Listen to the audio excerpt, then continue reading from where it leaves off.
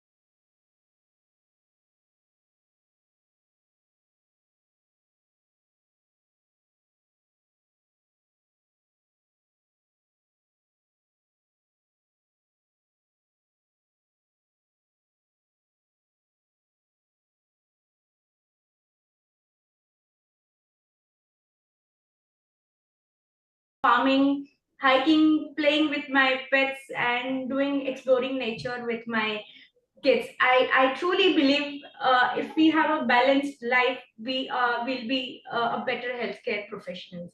Thank you so much. Over to Dr. Rukia. Hello, ma'am. Welcome here today. I'm Dr. Rukia Surya Sheikh. I'm a diabetes, thyroid, and obesity specialist. I've been practicing in Mulund for the last 15 years at my clinic, Blue Circle Clinic. And in these years, I'm enjoying managing the sugar levels, but I also enjoy how life just throws a ball on you and taking care of that. So while I'm not in my clinic, you will find me that I'm working out, playing carom. I also enjoy is this great company and amazing conversations that make you think, that make you laugh. And lately, I have started painting. It's my way of adding little color and calm to this chaos of daily life. So I'm really excited to be here today among such inspiring women in medicine to learn, to share, and to grow together. Welcome here, ma'am. Thank you so much. Thank you. Thank you so much. Superb. So, as you can see, today we have Dr. Rupali Basu for you. So, our theme for you is From Traditional Roots to Healthcare Titan, a woman leader building future ready healthcare institutions. As you know, each time for our Hexalog, we try to get you women from different domains of medicine. And today, since it's the last day of January, last Hexalog of January, we bring you the one who's well known for transforming the healthcare sector. So keep your questions ready and put them in the comment section. We will ask the best ones during the audience ask section to you. A persona with elegance, duty galore, but knowledge supreme and leadership at the helm. That's Dr. Rupali Basu for you. Whether it comes to her profession, leveraging newer techniques and adopting newer system upgrades at the hospital, or leading the India's graceful wear, the sari, through her sari women's get-togethers, celebrating the Indian weave. A hexalog with Dr. Rupali Basu. An honor to have you, ma'am, today with us. A very warm welcome. And just a quick question. How did you feel when you got an invitation to be with us on the Vibe? It sounded very interesting, Ritu. It was hexalog. It's a new word. I love new words. I love new communication notes. I like new things. I like to innovate myself. So when I heard the word hexalog, it rang in the bell that what does it mean? Then I understood there must be six, something to do with six. Then I understood that all you beautiful, talented, brilliant doctors are there doing a hexalog, and you have asked me to be there. I was very happy. It's very interesting, and I'm sure, and I wish that you carry on for a long period of time, interview and meet, interact with many doctors. Even I don't know, it's only open to the doctors, then it's only Yes, doctors. so far, yes.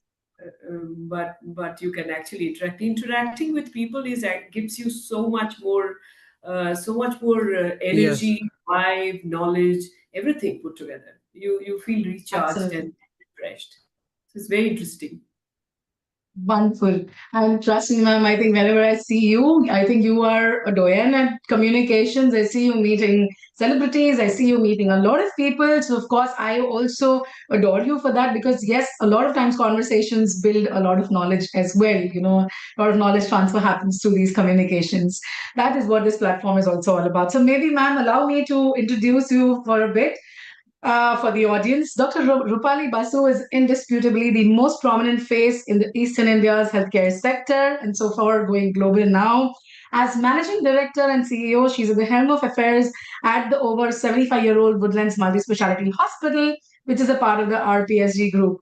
Dr. Basu graduated from RG Kar Medical College, Kolkata, and has done her post-graduation training in health and hospital management from Harvard, Delhi, and Kolkata universities. She's also been the past president of the Association of Hospitals of Eastern India, which is the AHEI, and is quite well recognized by the industry, government, as well as media as one of the most successful business heads in the hospital sector in India. She also sits on various boards of Tata Metallics, Tata Tinplate, C Limited, Goodrich Group Limited, and is a prominent committee member in CII, ICC, BCCNI, and FICCI FICCI. During a stellar 30-year career, she is credited for making the whole treatment process at hospital for patients much more comfortable and credible experience through introduction of quality systems and accreditation in healthcare. Reforms in the sector introduced by her also charted the financial makeover of healthcare institutions and have earned her a name as a turnaround specialist. Her message to women in general is to be more aware of finance and money matters. Be aware of how money moves in the world and specifically what is happening in the country's economy. She also feels that women should find some me time from the hours they devote to work and family. Coming from a small town in Durgapur, Dr. Basu's stellar career and achievements stand tall as an example for all the women. While answering the needs of a professional career, going beyond call of duty, Dr. Basu has also managed to remain equally focused as a wife and a mother. She remembers fondly, for instance, that she's dropped her daughter to school every day from kindergarten to class 12. And of course, yes, she is now a qualified veterinary practitioner working in the New Zealand. Dr. Basu is also chairperson and elixir of life of the 650-member strong Doctors in Saris Group Kolkata, an organization of enterprising women doctors based mostly in Kolkata. So with that, I of course welcome Dr. Basu and pass on the baton to Dr. Kavita Rane for the first segment of our Hexalon. Thank you so much. Thank you. Thank you, Dr. Ritu. So, good afternoon, ma'am. So, this first segment is about roots, vision, and early leadership. You come from Durgapur and rose to lead one of Eastern India's most respectable hospitals. Your journey reflects early shaped leadership mindset. Usually, choosing medicine as a profession is depicted as a doctor with a stethoscope. It would be interesting to hear your journey to move away from the hands that held the stethoscope to the one leading those systems supporting the hands with a stethoscope. So, once graduated from RG Kar Medical College, what were the influences that led you towards post graduation in hospital management, like family, friends, environment? What was it? So let me go back to Durgapur. You mentioned Durgapur. Durgapur is a still township, very neat, very picturesque, built by Dr. Bidhan Chandra Roy, whose birth date and death date is July 1, and we celebrate the National Doctors Day. And he created Durgapur Steel Plant and the township around it. And I was born there, and my schooling, the early childhood was in Durgapur, and the life there was so organized, so structured. I used to ride a bicycle to school. I could have ridden. I rode Lambretta, which Baba had, and I also learned how to drive an ambassador car, which Baba had. And we were a family of engineers, physics, chemistry, and mathematics. And then somehow I was good in academically, and not only academically. I think in my school, I must mention that I used to do a lot of other things other than only academics. I got an all-rounder award at the which we used to have a shield in class 9. But that I used to do NCC. I was doing rifle shooting. Even yesterday, day before yesterday, when 26th January Republic Day camp was happening, we were told that we learned to we were army. So I was a sergeant with a lanyard, and when we were told that if the country is on war and if the army is exhausted, then we will be called to fight for the country. So that, and we used to have our own dresses. We used to shine our belt buckle and our pom poms, and it was like a very organized way we did our schooling and the entire childhood. I did see a movie in class 10 when I didn't see a movie before. So, but we had good club, officers club, Durgapur club. We had very structured badminton training, swimming, every aspects of a good childhood was there, and very focused on academics and also focused on dances. I've learned Kathak dancing. I've learned Rabindra Sangeet. So all of us had to learn music and dancing or sitar. Later on, I did 2 years of sitar, but I couldn't continue that much because my index finger was getting getting it. When you put the finger on the strings, you're actually you get you get cut initially, and then later on the skin becomes thickened. But I didn't allow that much to happen. But anyway, I did Kathak. I used to play badminton, so I was the district champion in badminton. So a lot of things used to happen together along with studies. And I think I used to paint also.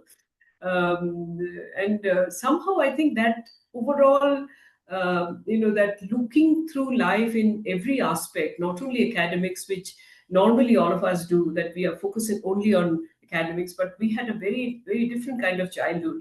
I remember that while coming back from school, we used to have a very, it's Chotnagpur Plateau, so it's not very stable ground like San Francisco. It has undulation. So while coming back, I used to sit on the cycle and put my feet on top of the cycle handle, and used to just run down because it was like that kind of a road. While going up, it was like, you're really pushing yourself, but while coming down, it used to be so much fun. And I learned that a tree-lined road is called an avenue. Still remember that in childhood, that a road is just a road, but if there are trees next to the road, it's called an avenue. And that childhood, I think I learned to be. My best subject was biology, so I used to study very well. I still remember one of my examination khatas. I used to copy the book into the examination paper. I wrote the labio rohita, the rohu fish, in the other way, not this way. In the horizontally, I drew this big fish. My examination copies used to kept in the school. There were 2-3 examination, I think biology, and primarily biology, which they used, and also I think geography, because I remember again rivers of tributaries of river Ganges came in, and I drew the whole thing first with colored pencils and all that, and then wrote a little bit. So I had this. I don't know how I expressed, but I had one more. My next club, who used to come second, Moshumi. She's also a doctor, but she used to write a lot. But my thing, writing may not be that much, but there was a drawing with it, and a color drawing. I think that made a lot of difference between the way I looked at things in childhood. I was very unhappy with most things. I used to be crying in every little. I was finicky. So, but then at the same time, I did a lot. And from there, when I was growing up, it was only either you become a doctor or an engineer. We didn't have much of other professions in those days. And and for me, Calcutta was a big place from Durgapur. And so I got through and went into Calcutta, studied medicine. When we were doing post-graduation, I knew that I always had a very atypical way of looking at clinics. I did my house job in Gynae, did some 40 deliveries a day because it was a public hospital, RG Kar Medical College. There were 1,200 beds, and you had admission days were like that. When you had 40 deliveries a day, next day your major OT, then minor OT. It used to be like 36-hour constant duty. We house staffs used to actually run the hospitals and did very good clinical work. But at the same time, I knew that I have to do something to make sure that the hospitals do better. I used to find faults in areas which are not kept well, not clean, patients are not met, things like that. So I think those angles were there from the very beginning. And that's how when I passed out, I asked everybody that, what do you do? There was no hospital management courses at that time. So I've been told that if you have to do administration, you have to either do public health, so MD PSM you have to do, and we had All India Institute of Hygiene and Public Health in Calcutta. So I did my DMCW there. I stood first. I wanted to do MD PSM, but before that I got my first job. And I joined Marie Stopes Clinics as the project doctor. Anyway, and then the work started. I think every step in my life, I had something different and some different way of looking at life. I think my outlook Nazariya was different.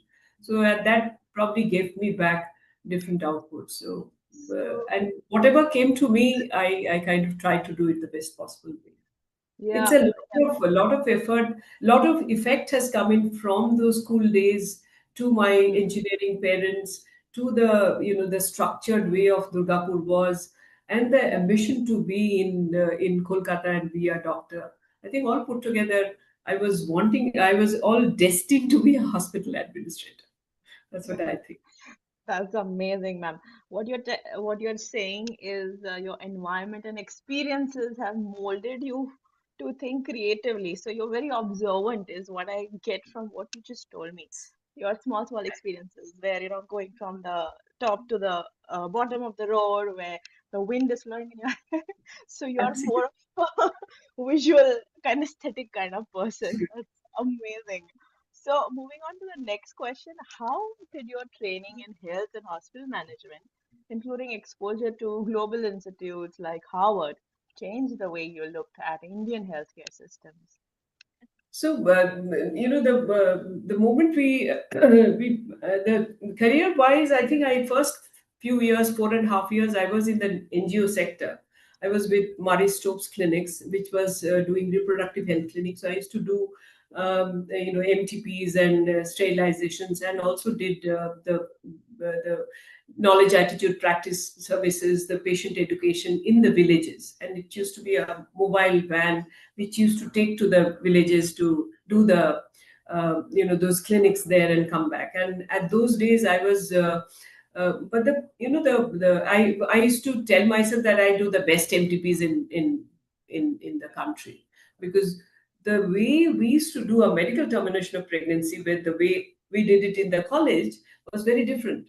We used ovum forceps. Here I used carbon cannula, and it's a within a it's just like the carbon cannulas used to be brought from London, from UK, and we used to see the sac, that whether that is the termination is done or not. And that's way back in 91, 92 I'm talking about, so years back. And then I think that from that NGO sector, when you're working with people, which is fine, but then after 4 years or 5 years, you started feeling that what am I doing? I'm not really working in hospital. And I, called up one. My jobs are all, they have real stories. Everyone. I've never applied properly to any job, but it was like one phone call to the medical superintendent Kothari Center, that I asked the telephone operator, took the newspaper, took the number, I called the number, and asked the telephone operator who's the head of medical department. And so they gave me to the line to the medical superintendent. I said that, sir, I am Dr. Upadhyay. I didn't even know his name. I said that I am working in this and that, and I want to work in a hospital. Is there anything for me? On the phone, without knowing anything. And he said that he understood something in my talking. He said that come over, and I came over and I got a job in as the secretary medical service, which is a very senior job, the top four, and for a 350 bedded hospital with everything there. Where Saurabh Ganguly, after his Lord's gastrocnemius injury, came in there. MS Ghosh operated, Ashok Banerjee there. It's a very good multi-specialty hospital, very done very well. So even going back to that clinic, the Marie Stopes clinics, we were not only that ovum forceps and carbon cannula, we did counseling, and there were counseling forms in those days, 1991. So the process orientation and the completeness of anything that we do in a perfect manner came in again at the workplace, and I kind of took to it. So opportunities came and you deliver. That's how I think the relationship happened. When the opportunities came in here, administration came in to me. It was just a platform. You get a platform, and I work there. Every nook and corner I found out. I created new ways of giving rounds. I used to do a whole lot of things. I can't even tell you how many things that I could do in changing administration. Only thing is that I've done so much, so many new things. Only is there a disturbance there, or it's okay? It's okay. So I was thinking that a lot of new things we could do, but the point is that the moment you are there as the head of the head in the head position or leadership position, you can actually deliver. The moment you are out of that organization, what happens to that organization is not, I thought that I'm doing it for the posterity, but that posterity doesn't remain. The leadership, the current leadership of a hospital, which is a very complex, dynamic organization, is very vital. So whatever we do, we bring in the changes. The leadership changes, everything changes.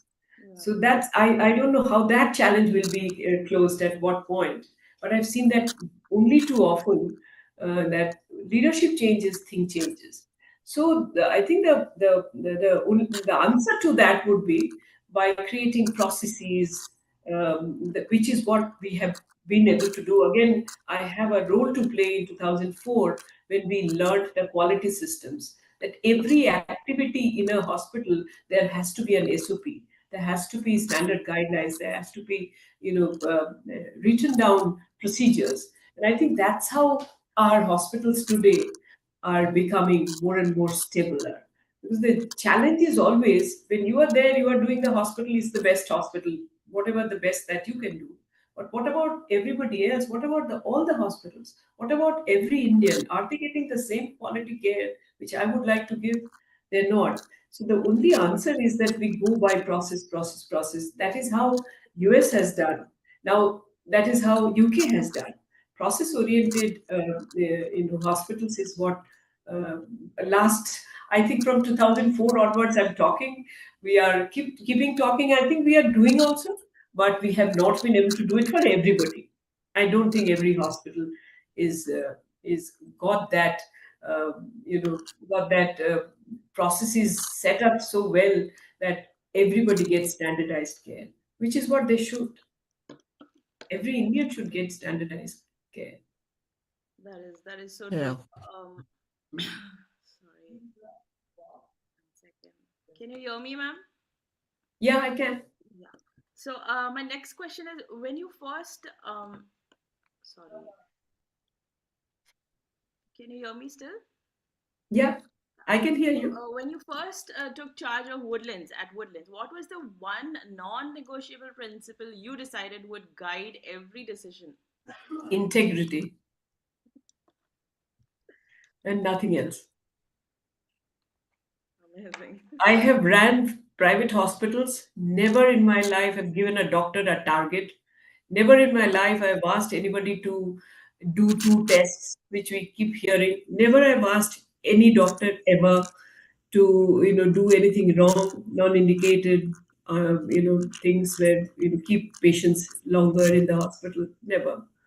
So I think integrity goes beyond anything and everything. Whatever we do, all doctors, we must give our best, the best possible way and most integrity way. We get to hear a lot about that we are not so clean. We do unindicated surgery, we do extra tests, and those things are there for us. Even in the government setup, there are different kinds of issues of integrity comes up. And I think I have, fortunately, I have been able to uh, keep my integrity on whatever, whoever, wherever I worked.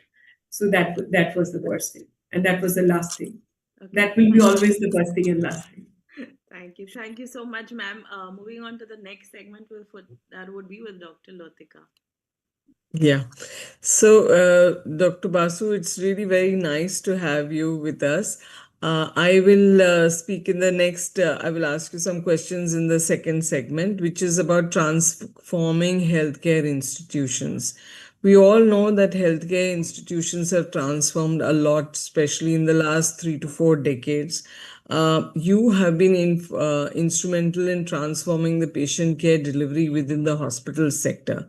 Being a woman and being a driving force behind quality systems upgrade in the country's healthcare system is really pure inspiration. You are often called a turnaround specialist, which is a spectacular title. What does real healthcare turnaround involve beyond financial recovery?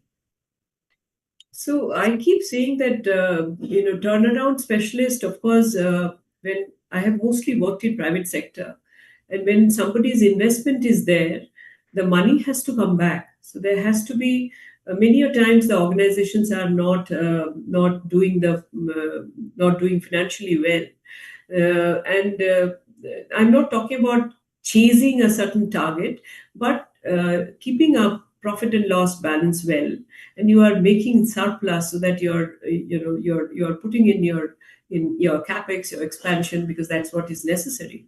So the financial health of any hospital is very vital.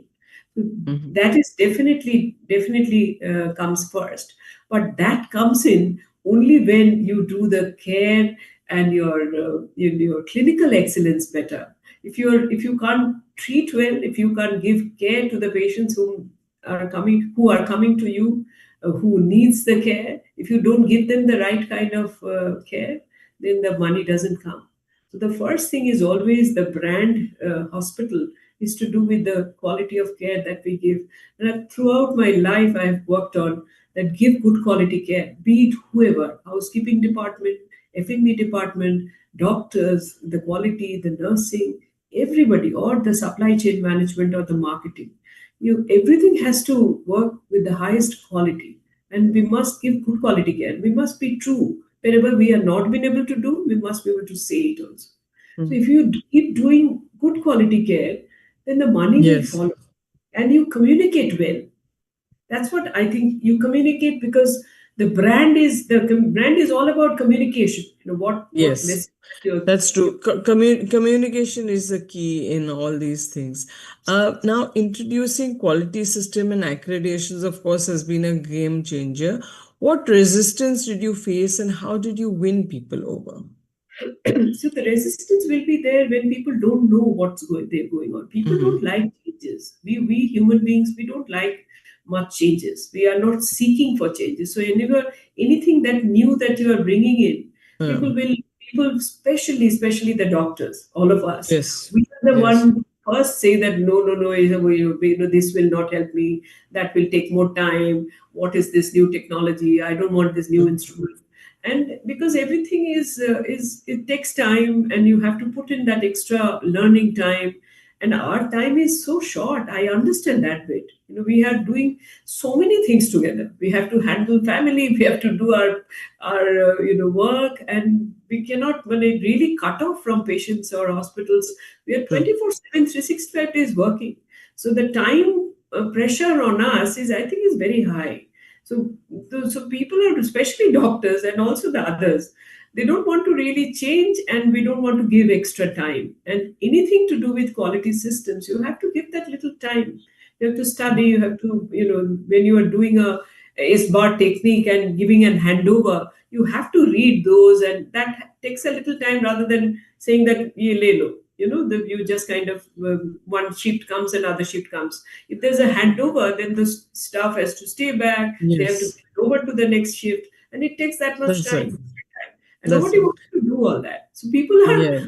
like that, but you have to be like a go-getter. You have to be after them. You have to cajole, give whatever incentive, talk to them, make sure that they understand the plus point of it.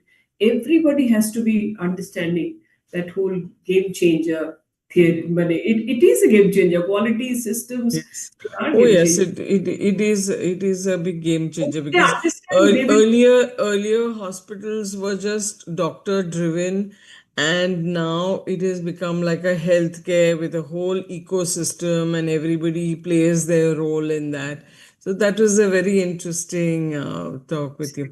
And now I hand over to Dr. Pranjali Shah for the next segment. Thank you so much, Dr. Ludika. Uh, Thank you, ma'am. So next segment, I think, is very close to my heart, and we really want to understand your secret formulas. So in next segment, we'll be talking about women, money, and leadership. So we have been playing roles like mother, daughter, Yes. doctor, entrepreneur, but how to manage all the angles?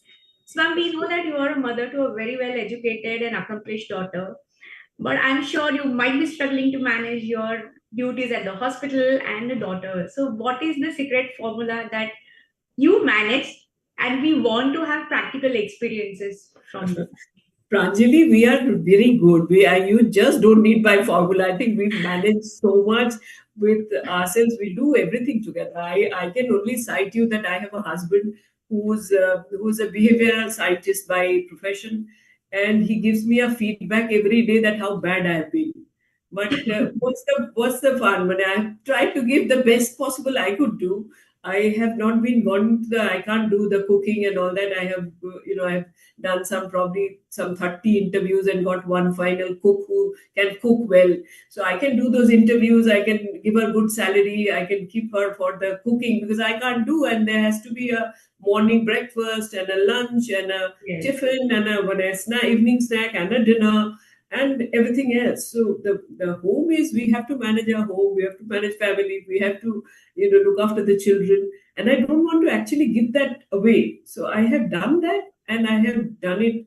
I've used my whatever the planning brain that I have to manage it in a way that I can do everything. So like the way I had to have the best person who's Monju is there for years now, who does the cooking.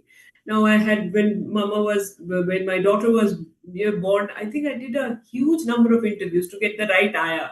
So those kind of things, and then certain things you give away. Like we have a very old house. It's a big house, but old house, and we just can't really. I can't do much things there. When nitty gritties of making sure that lot of dinners and friends coming over. I don't know. Rather, we'll go to the club and entertain. So there's that little bit of sacrifice. You are not being able to really keep doing things for home. So things like you, I think it's a matter of how you're balancing. That's the secret formula. That you are balancing yet at peace. The money that I earned in being that corner office, which at certain point I was the highest paid executive in the country for about 4 or 5 years, and I think I have spent so much money in getting those sarees and jewelry and bags and LVs and all the things. But I've enjoyed it. So and nobody says, Shonjip doesn't say it. We're very compartment space focused people, three people at home. So if my daughter will have her own thing, Shonjip will have her thing, I have his thing, and I will have my own thing. So I think that's the he best doesn't say investment anything about spending my money. He doesn't say anything. So Bindas, I've spent so much money I've spent in, and today I think that I have spent so much money on, branded bags and jewelry and juta and all that. But I enjoy fashion. I like to be fashionable. I have lots of friends. I go out for teas and coffees and dinners and parties. Not so much a party, but I do teas, more like teas and lunches also at times. And I meet so many people. I have such large societal framework. I've been part of so many ladies' organizations, so many, Yes. and I love doing that. And you like to be fashionable. You like to wear. I spend, and nothing happens. So it's a kind of. I think few things you get, you let go, and few things you can't let go, and that So, balance is is. there any checklist or something when you get up in the morning and then you see this I need to see, or like to be organized, and when you're managing both the roles? So my checklists are day before, not on the day. So I do it. I plan my next day very thoroughly. What will I wear? What juta? What kapda? Where I'll go? Amazing. Where should I do? Everything is planned. My calendar is Google Calendar is always, if there's any invitation, it will be on Google Calendar then and there. Any photographs that comes in goes to an album. I'm very organized in that man. So Yes. in a way, I think That's the secret, I think, which we female doctors should really follow this. Very To be organized. organized and do your work at that particular time. And ma'am, you strongly My money is my money. All my bank accounts, my money is all I handle my money. So excellent. So my next question is related to money only, ma'am.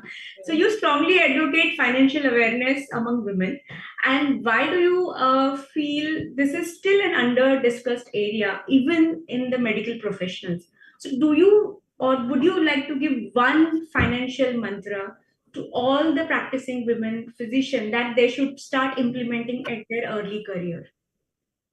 uh, when this is true is that when we do networking, it's said that if the men does 10 networking, 8 of them will bring out some business out of it. We Yes. do networking, 2 will come out, and 10 we will adda and do something and do nothing about the finance or money and deal making. Yes. So I think women don't have that in us, that we need to look after money. We have been provided for so long that we don't give importance to that at all. I have seen doctors and even email addresses are together, bank accounts are together.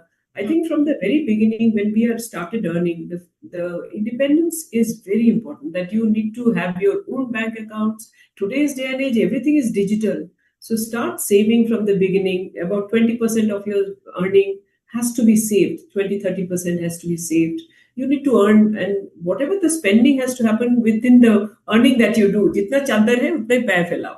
So if you start earning a lot, then you spend. And if you don't earn, then don't spend, because spending is on, we know very well that what is the actual importance of a dress, of a pile khandwala 50,000 ka kurta. There's no importance actually. It's only you feel good wearing it. Yes. So that part is important. But I think it's very, very vital that we need to be aware of our money. We need to keep our things. We can always do it with that. This idea that we don't understand money is what I don't like. I think we all kind of think that we won't be able to keep our jewelry. We won't be able to keep our wealth. This is not on. The moment you start saying that, no, this is my money, I will keep my hissa, I will do like the way he I will does, manage I something. think it will happen. And today's day and today's generation, they do that. They have their space. They like their own. They are, of course, much slower than what we do. We push ourselves up much faster. My daughter says that, Ma, I will never be like you. I will be much slower. I will have much more work-life balance. I will not work so much. I don't need so much friends. They're more satisfied, and that is how she will be. And it's okay if that makes her happy. Finally, everything, end of everything, the positivity, the happiness, the smile is so important. That is more important, exactly, ma'am. Thank you so much for answering my questions, ma'am. And next, we'll move on to the segment 4. Over to you, Dr. Ritu. Thank you so much, Dr. Pranjali and Dr. Rupali. Of course, we are hearing you all inspired already. So, my topic is identity beyond the boardroom. You've managed a demanding career. You've been recognized as one of the most successful businesswomen in the healthcare sector. While being deeply present as a mother, we just heard, and a wife, and of course, the one who also likes living life to the fullest. That's how I would put it. This talks about Dr. Rupali beyond the boardroom. So my first question, and I have just 2 questions for you, 2 distinct ones. One being, you've held leading positions in the hospital, being the past president of Association of Hospitals of Eastern India, as well as on board of various league institutes. How do you switch between the Dr. Rupali boss at work and the Dr. Rupali fun-loving self? I never switch, Ritu. I'm the same everywhere. I just don't switch. I can't do that. Whatever I am, I'm genuine. If I'm little upset, the face dikhta hai. If I'm unhappy or angry, or sometimes that also dikhta hai. So whatever is there inside, I think I'm very truly transparent person. I would have definitely loved to be, some stoically, where I will be different, and something else will be going inside. I can't do that. I can, as a corporate executive, we learn to keep confidentiality. That is a training. True. So we can't talk about. I might be showing my emotion, but I won't tell you everything. That is definitely not on. Yes, because when it comes as an authority in a boardroom, of course, yes, you need to read the room and accordingly. Yeah, there are confidentiality which we are trained, but at the same time, I think your question is what was your question? I'm just getting the. The question was, how do you differentiate Dr. Rupali boss at work, because you have a level of authority, versus when you are, Dr. Rupali, the fun-going, fun-loving person. So, you're outside your boardroom, and then, how do you make that mood shift? Because, of course, when you're in a position. I do that very easily. No filter, nothing, no planning. But at home, when I'm at home, I think in Lee Road, where our home is number 1A Lee Road, Baba was 1970 got Padma Shri, did the first open heart surgery in the country. Wow. 1957. So Oh, lovely. Professor Dr. Ajit Kumar Basu. So and they were Michael Debicki has been home one day. Oh, So lovely. it's a very famous home, and then Right. that has a lot of rules. And Shonji, I understood. when I got married, Baba Ma Dujani, they both were not there. But at the same time, he wants to keep that old rules, regulations, the learning, the way he was brought up. He wants to keep those intact because it was so close, so much happened, and so he lives in the past almost. So that rule at home, we still keep that as it is. And I'm different, but I have managed to keep because it's a Leroad thing, it's a Basu thing. So I had maintained that in spite of maybe I may not be liking, but today after 30 years I have started liking it. We sit Yeah, on I think breakfast it's table with legacy proper laid special, out ma'am. table. We don't sit in the sofa and eat. We have never done it. So it's all meals have to be placed on it's very westernized. At the Yeah. same time, a lot of rules, in the very simple things like a bottle cannot be put on the floor because floor is supposed to be dirty. It's very Absolutely. clean, but it is supposed to be a pani ka bottle cannot be niche. It has to be put somewhere. Simple things like that, These but it's very etiquettes, almost I regimentally. totally agree. I think these are just etiquettes that one can have at their home, and I truly appreciate. And I think these are legacy opportunities that not everybody gets. So it's a treasure that you hold. Really an honor to hear from you about that. So now my second question, which is a little diverse, is about the traditional weave. We see you fashionable. We see you in various kind of attires as well. And you are quite a dire supporter of the Indian weave. We see you donning beautiful 6 yards of elegance and being there at different exhibitions as well. Supporting weavers and artisans through different advocacy of the sari gives healthcare leadership a completely cultural dimension. So, why is this particular cause important to you? Anything about that? So again, from very childhood, I'm very fashionable. I was very when I learned tailoring from Baba. Mhm. So I can actually, if you give me a piece of cloth, I'll make a kameez for you or a blouse for you. So I can make or petticoat for you. I have learned tailoring. So I did that. With embroidery also we learned in school. And somehow cuts, color, dresses was from the very childhood actually. I was very, very keen in that. Somehow probably the Baba was also very fashionable from their very simple background, but very fashionable. So probably I have seen him. He was very handsome, Got good the looking. genes. So I used to look up to Baba, and then I'm very same look alike like him, and got that gene. Probably that Lovely. Yeah. focus on fashion, and which went very multifold in college. College, I used to do tailoring for even my classmates, and Super. as I used to make for them. And today also they say that whenever we meet, they say that they talk about the whatever the simple clothes, but it used to have a different card, some innovation. And when it became a little more money came into hand, when you can start buying your buying power and Yes. stuff, then Yeah. I as bindas went into it.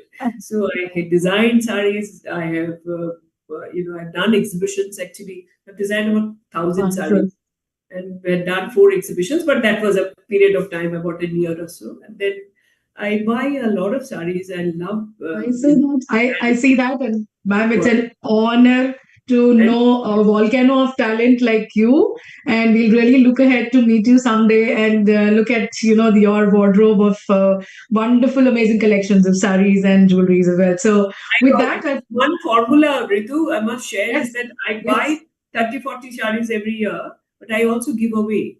So I wow. don't afford much. Let me see you giving away. That's my friend circle all keep on asking. I give them also, so it happens that way. Lately, Super. I'm not buying that many. Once you don't have the corporate role so much, then you Yes, don't need yes. to buy so many. I Because totally everything understand. is very at work, so I used to buy a lot. These days, I I do don't buy understand. that many. So, but I have given away a lot of my possessions. So I don't. Do understand, ma'am. What they call hoarding. I don't do that. I also want to give away gift to Super. others. So Gift to others. super. So with that, I'll pass on the baton to Dr. Rukia for the next segment. ma'am, the audience and us have all been mesmerized listening to your journey, any role that you take up head on, and you are totally into it and you give your best at it with integrity, as you said, being the cornerstone in whatever you do, whether it is designing, creating Facebook groups. It's not easy to have 40,000 followers. So it's amazing that you're doing that. And with that, being extremely at the top of your position in leadership roles. So the audience definitely have asked multiple questions, but the best question, or rather the questions which are pertinent to the doctors, especially coming from a health sector, how does one handle a mob situation in the, because our audiences are mainly doctors and they do have hospitals. So we want to understand from the specialist here that how does one handle a mob situation? So I have handled plenty of those in my career, and I'm sure we all have done it, and we will all have to do it because of the simple reason our type of population is such. We have diverse variety of people. So many of us are working in the government sector, many of us in private smaller hospitals, some of us at bigger hospitals. The ones which have bigger hospitals have got more layers. So you have security guards, you have this manager, that manager. So there is a bit of a guarding. But the organizations where hospitals where you don't have too many layers, then you are actually at the behest of what you want to do. And many times we get manhandled, we are killed, we are injured. That keeps on happening. We keep on looking at that. And we keep on talking about to the government that keep this guards and that nothing happens actually. So a Right. large portion of our hospitals are very unguarded. So what do you do when those kind of things happen? You Exactly. end up doing it. So I think what I would do is that wherever you are working, you must create an ecosystem of your own. A managing of few people, from nurses, from technicians, the interaction with people. Actually, we doctors are not really good interactors. We are not very good networking persons. So that's my observation. Today's doctors are much better. Olden days, it used to be even more difficult. But the more you interact with people, the more you have a group of your own. They kind of give you those shields because after all, you need the shield to talk. I have seen my lab at one point was burning, and I had to and then there was one time I remember the 2,000 students from Jadavpur University came in because one of their classmates died. So they did a candle march in the sitting on the and then what I did was I came down. I went. You have to also assess if it's students with candle march, quiet, silent. You can actually go there and start talking. But if there are people who is coming to kill you, you need security. You can't go there and get yourself injured. So that those kind of you have to assess. Probably we have to assess and handle. But we have to every time we have to face, and we have to Right. sometimes we get injured and get killed, and sometimes we come out well. So Right. ideally, government of India should give all hospitals layers of security. There has to be when the doctors have to be protected. You cannot be out in the open handling Yes. because people don't understand that there can be complications. There can be whatever you think and what you are saying. There is always a disconnect. What you are saying to them that this might happen, they might think that you haven't said anything. So miscommunications are happening all the time. And we know how inexact medicine is. Yes. How inexact. It is never a exact science. So we Yes. deal with Yes. all that, and these are all consequences. We have to keep Right. empowering ourselves a little more, probably. Thank you, ma'am. And so now moving forward to the last segment of today's Vibe Live, which is the rapid fire segment. And it's time that we lighten up with this white pulse where I ask you quick questions and I want answers very quickly, which is instinctive and honest, just like you are. So let us go with it. The first Okay. question is one leadership quality you value the most. I think again I'll talk about integrity. Okay. A book or thought that influenced your professional life. I think Mahatma Gandhi is what was it about the change you want to see You be the change that you want to see. yourself. Yeah. Right. That's fantastic. You have actually set standards. I didn't at read many your places. questions. I am not prepared at all for your fireside. I'm just doing it absolutely Neither all problem. sections. Absolutely. If given a chance, what alternate career would Dr. Rupali choose? Fashion designer. Probably a Fantastic. That comes with sari fabric you love wearing the most, handloom or silk or anything. Which is your most favorite one? love silks and Silk. heavy silks, heavy flowy silks like Kanjivarams and Benares. Oh, interesting. Okay. One myth about women you would strongly like to stand against and change. This financial illiteracy. Fantastic, Women ma'am. That's why one of the pillars of this vibe that we have, where we want women to take control of their own have money, finances. own Right. paisa. Absolutely. A morning routine you never skip.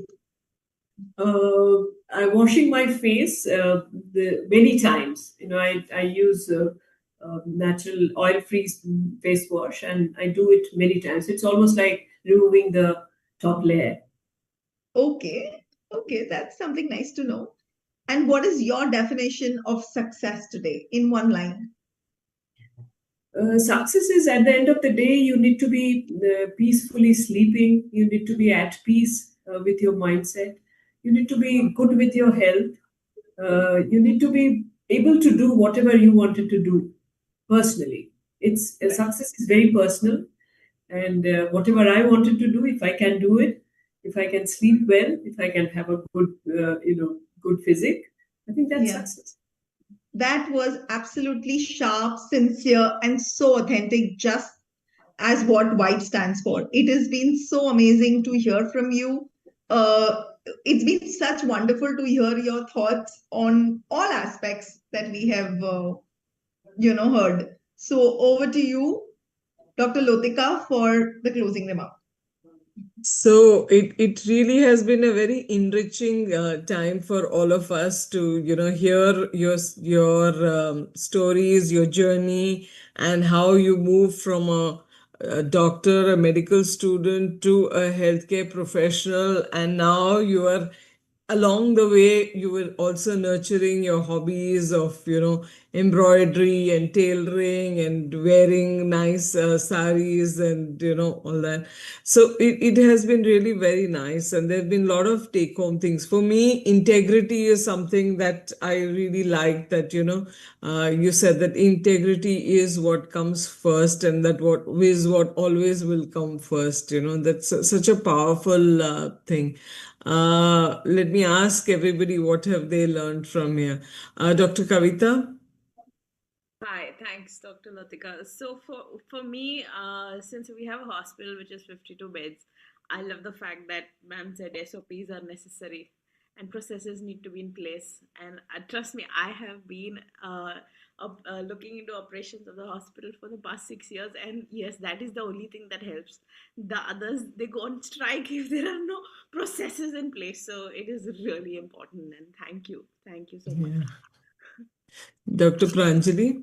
So exactly, and with you, Kavita, since I'm also handling internal operations in my hospital, so I was just keeping in mind about the SOPs and processes, and I've been struggling to work on it. But yes, I would definitely work on it because systems are very important. And another thing is, if leadership changes, the system should not change. That's the main thing. So we need to work on our processes. And second thing, there are many, but the two things are like my staffs and everybody used to tell me, ma'am, please start wearing saris. Why are you in the scrubs? Ma'am, today onwards, you are my inspiration. So I will start wearing the saris because it was so nice listening to you. And actually, I was, thinking, next Vibe Live, I'll be in sari. So thank you so much, ma'am. Over to you, Dr. Rukia. So I have worn a sari today because it was Dr. Rupali Basu coming in. I have traveling to Bangalore, and I'm just in office. Ma'am, I have only 2 saris in my wardrobe. This has been gifted by my friend, and that's why I said, okay, I will keep it for a special occasion, which is today, because I am in live conversation with Dr. Rupali Basu. So that makes it more special for me today over here. But like Dr. Lotika said, integrity being the most important thing, the corners, the heart of everything that you do. So if that is in place, I think everything else would be great. And but one thing that I will learn from you and will start doing is have my checklist a day before. So yeah, not start doing it on the day in the morning. I think I would like to do it a day prior. Yeah. Wonderful. Ritu. I've been an ardent fan of Dr. Rupali, so I'm so glad that today I am, face to face in this tete-a-tete with her. And quietly, I think I would like to quote two things. One is, of course, the fact that when we live for ourselves and the happiness, the smile that comes on our face, I think that is what fuels not only the entire effort that we are putting in, but also the environment gets lightened up, and people around us also get motivated to do even better. So I guess it definitely makes a lot of sense to have the me time, to spend time, money on yourself, to understand how it is important to manage your finances, know your worth. So financial literacy, of course, becomes one of the key messages for me as well, Dr. Rupali. And another thing which I really love, which you portrayed, is sometimes we of course feel that it's very difficult to manage the switch on switch off, because you are, say for example, you're talking to your child and you're angry, and you want to display your discontent, and the next moment you are with your hospital staff or you're with your patient, where you have to still show a very happy face. So there will be a lot of times that doctors put on a face because they have to act absolutely calm and composed. And I believe the same comes for you at a position of authority, that despite of the fact that there may be a lot of things happening in front of you, but when you're a boss, you still need to have that calm and composed mind to know strategically what to say when, and of course still be the life of the party or the life of the room, to be followed. So thank you so much for giving us that inspiration, Dr. Rupali. And lastly, I would also say that I would really love to be a part of the Kolkata DNS study group whenever you guys are meeting up. So definitely one day all of us are going to come there and hijack your session as the vibe. We'll invite you all. Surely, at some point we will do. Probably next winter, we'll do a nice. I was actually wanting to host the national meet for the NSK. Yes. So it just got, that was in 2025, but then yes. Probably do it in 27 or later this year. Lovely. We'll look ahead. So that has really been so nice. Now I would request you to join us in taking a photograph with the vibe. So at the count of 3, 2, 1, we just say be the vibe. 3, 2, 1. Be the vibe. 2. Be the vibe. Super. Thank you so much, madam. Thank you so much. Hope you enjoyed too. Really very nice. I kind of keep thinking that I could have done some more, studying and rehearse my answers, but I think it was okay. No. It's always better to just be natural yourself rather than coming with rehearsed answers. So this was so authentic. It's just it just came out so absolutely. Thank you. Thank you so much. Invited to Calcutta anytime. Whoever is coming over, just to let us know. We have good food, good khana, good sari, everything. So, the SOPs are set, ma'am, right?